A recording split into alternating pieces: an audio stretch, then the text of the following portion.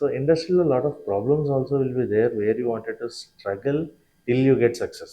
అయితే ఒకటి బ్యాక్గ్రౌండ్ ఉండాలి అంటారు. మగవాళ్ళకైతే ఖచ్చితంగా మనీ పెట్టాలి లేదా something like that there are some other. అమ్మాయి అయితే there are other things which we know which it happened which it happens. So దేంట్లో జరుగుతాయి. లేదనుకుంటున్నారు? దేంట్లో ఉండదు అని నేను అనట్లేదు, అన్నిట్లోనూ ఉంటుంది. బట్ సినీ ఇండస్ట్రీలో ఇట్ విల్ బి మోర్ అనేది అందర్ perception.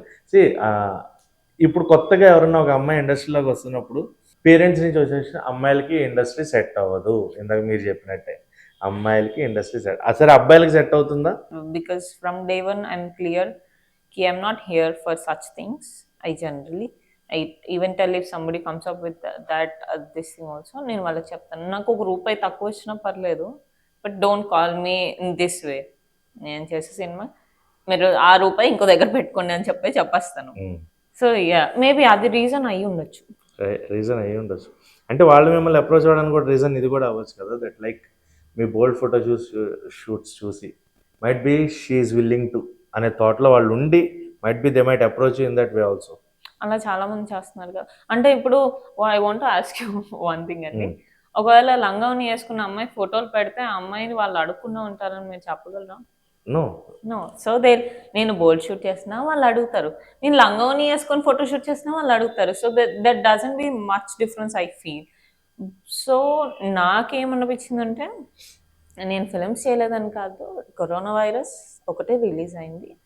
I want some, my films are yet to release some performance oriented. అది రిలీజ్ అయిన తర్వాత it might change.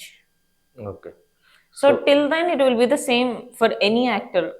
Until unless you come to that limelight with your performance or glamour, you'll still have that struggle period. అంటే 4 yearsగా struggle అవుతున్నారు, ఇంకా అది రాలేదు కదా.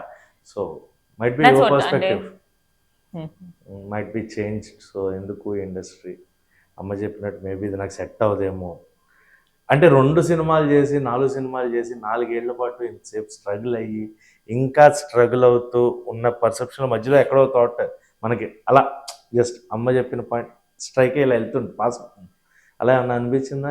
ఒకవేళ జస్ట్ ఇన్ కేస్ మమ్మీ నన్ను తిట్టుకుంటుందేమో. సో ఒకవేళ మమ్మీ చెప్పిన మహా అయితే నేను పెళ్లి చేసుకుని what would have been the case, ఇక్కడైతే ఉండేదాన్ని కాదు. ఇప్పుడు రేపొద్దున వచ్చే 4 సినిమాలు కూడా చేసేదాన్ని కాదేమో. There is no career oriented గా nothing will be there. So నేను నా ఇష్టపడి నేను చేస్తున్న career I'm happy for that. మహా అయితే ఒకవేళ వర్స్ట్ కేసులో ఇంకో 2-3 years అవుతుందేమో, ఐఎమ్ ఫైన్. నేను ఇప్పుడన్నా డెస్పరేట్ అయిపోయి నేను చేసేయాలి చాలా సినిమాలు అనే దాంట్లో లేను.